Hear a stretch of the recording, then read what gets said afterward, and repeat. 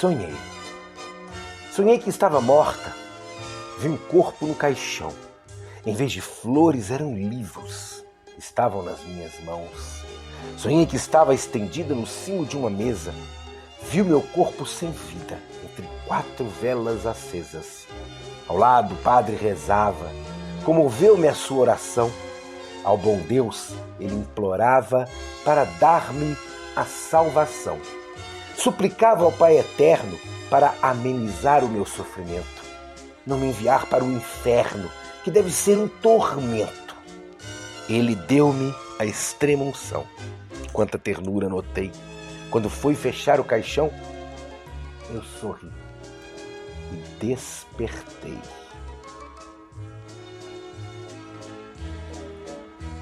Olá, meus amigos e minhas amigas, quixotescos e quixotescas. Sejam bem-vindos e bem-vindas a mais um Diálogos Quixotescos.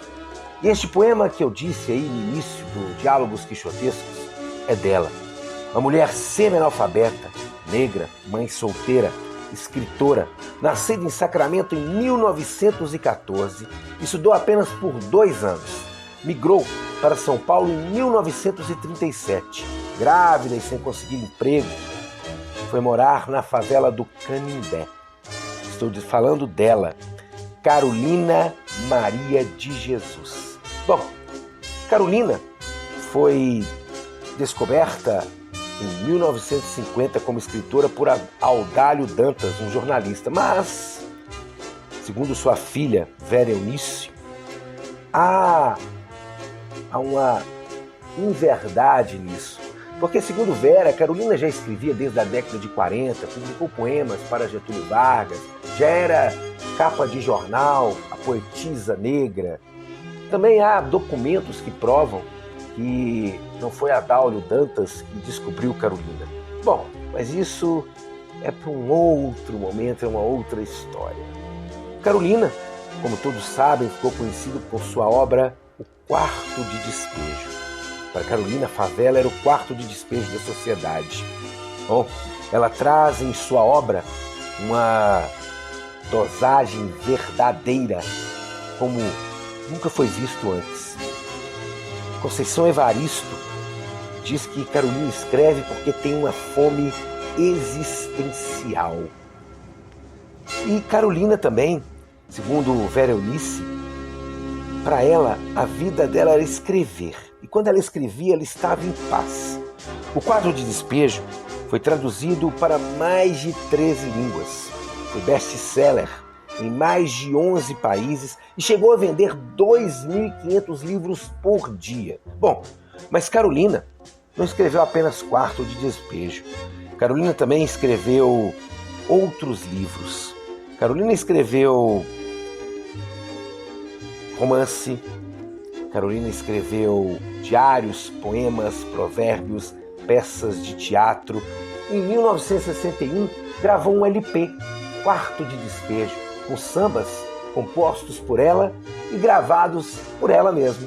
Bom, eu não vou adentrar muito nessa história da Carolina, eu vou deixar que Carolina diga dela mesma através dos seus textos.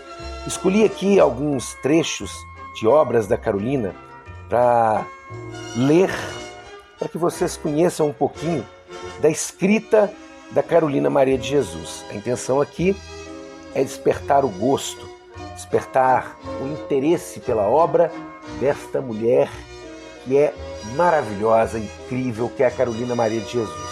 Então vamos lá, eu vou ler os textos de alguns escritos da Carolina e a seguir eu não vou comentar nada. Eu vou deixar um silêncio para que vocês que estão me ouvindo possam tirar as suas próprias conclusões. Então eu vou começar com um texto que tem o nome de 1º de novembro de 1958. Deixei o leito às 5h44 e fui carregar água. Não havia fila. Mandei o João comprar 10 de pão e fiz café. O João e José Carlos saíram comigo. Fui no frigorífico em Capri pegar os ossos. Depois fui na pedacha.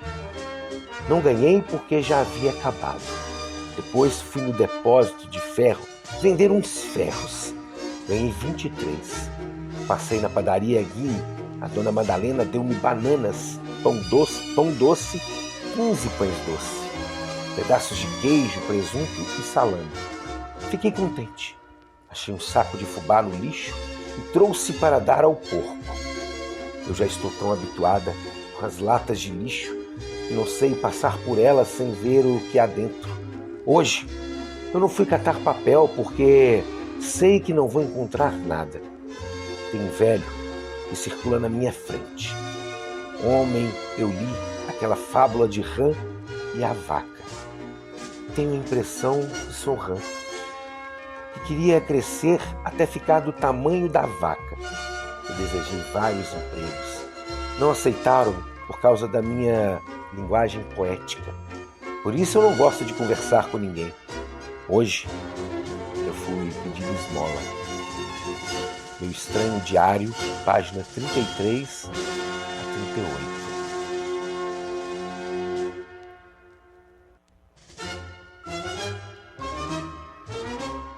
O Sócrates africano. Eu odiava o senhor José Afonso por dizer que o vovô seria o Sócrates africano se soubesse ler, mas não podia xingá-lo, porque ele era o presidente de Sacramento e os que xingavam o presidente de Sacramento iam presos e apanhavam, pensavam. Se o vovô fosse branco e rico, o senhor José Afonso havia de considerá-lo, mas o vovô era preto e o preto não é o dono do mundo. Eu fui falar com a minha mãe. Mamãe, por que Deus não fez diversos mundos e poderia dar um mundo só para os pretos, outro para os brancos e outro para os amarelos? Por que viver os pretos, os brancos e amarelos em um só mundo? Quando aprendi a ler, procurei saber o que era Sócrates. E deixei de odiar o senhor José Afonso. E meu tio, que estava na penitenciária, não procuramos saber o que ele havia praticado. Fiquei feliz em saber que o meu avô morreu ilibado. O seu nome, Benedito José da Silva, e tenho orgulho de acrescentar que ele foi o Sócrates analfabeto. Era impressionante a sapiência daquele homem. Eu tinha a impressão que o meu ilustre avô era semelhante a uma fita, unindo a família como se fosse um buquê de flores. Não havia desidência, predominava a união. Enquanto o vovô esteve vivo, a sua casa parecia uma assembleia onde os predominadores discutiam as falhas do nosso povo. Se naquela época a nossa população era a maioria analfabeta e a minoria alfabetizada, era um povo sem luz mental. Esse texto está em Cinderela Negra, a saga de Carolina Maria de Jesus, de 1994, páginas 190 e 196. –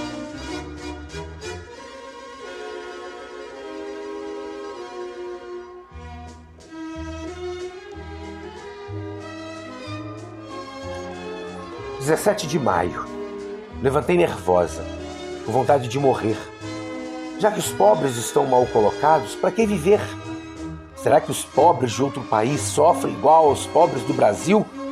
Eu estava descontente e até cheguei a brigar com meu filho José Carlos sem motivo.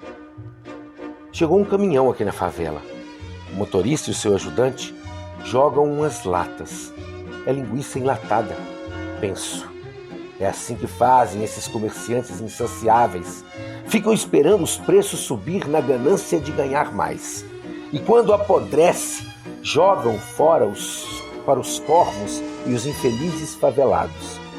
Não houve briga. Eu até estou achando isso aqui monótono. Vejo as crianças abrir as latas de linguiça e exclamar satisfeitas. Tá gostosa.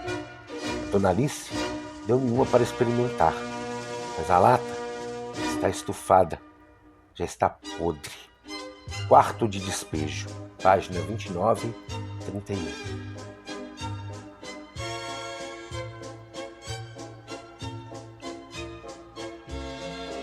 Retorno à cidade. Achei horroroso ter que comprar 1 quilo de arroz, 1 quilo de feijão. Por que é que nós não podíamos ter terras para plantar e não podíamos comprar? Na cidade era horrível a convivência com aquelas pessoas que não se respeitavam. E havia briga todos os dias, com a interferência dos policiais que espancavam os rixentos. Aquele povo não mudava os seus hábitos, que eram trabalhar, beber e dançar. Que saudades da vida ardente do campo. Recordava quando a mamãe torrava farinha, a água acionando um monjolo, quando fazíamos o pão com 20 ovos para ficar macio. Tudo era preparado com leite. Tinha saudades da minha enxada, sentia saudades dos calos nas minhas mãos, do cavalo, o maçarico. O amanhã não me preocupava, não era nervosa porque vivia com fartura em casa. Na roça, não havia distrações, mas não existia o sofrimento.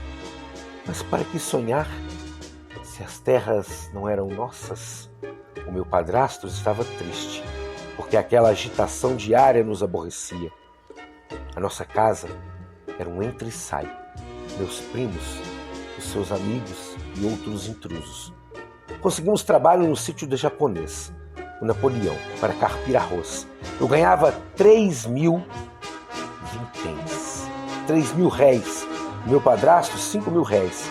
Recebíamos aos sábados. Comprávamos 10 quilos de arroz e feijão. Fomos suportando aquela vida. Minha mãe lavava roupa para os ricos. Esse texto está no Diário de Bitita.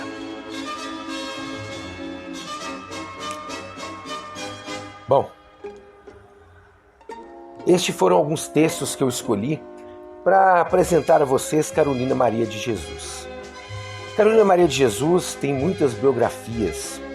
Eu sugiro a leitura para conhecer um pouco mais da biografia Carolina, uma biografia escrita por Tom Farias.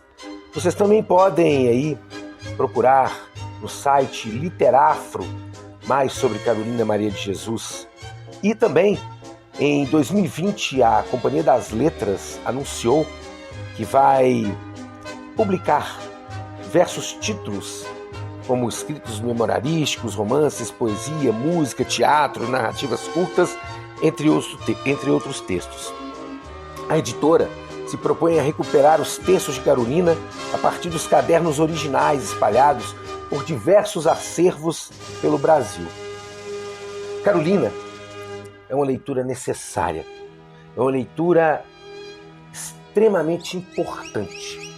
Então, deixo para vocês aí esse gostinho. Se vocês gostaram, compartilhem, comentem. E, se vocês querem conhecer mais sobre Carolina Maria de Jesus, deixei aí para vocês as referências. Ao fundo, Valsas Vienenses. E segundo Vera Eunice, filha de Carolina Maria de Jesus, Carolina adorava ouvir as valsas vienenses na favela do Canindé, em seu barracão. Então, a vocês, desejo aí um grande abraço quixotesco e até o nosso próximo encontro.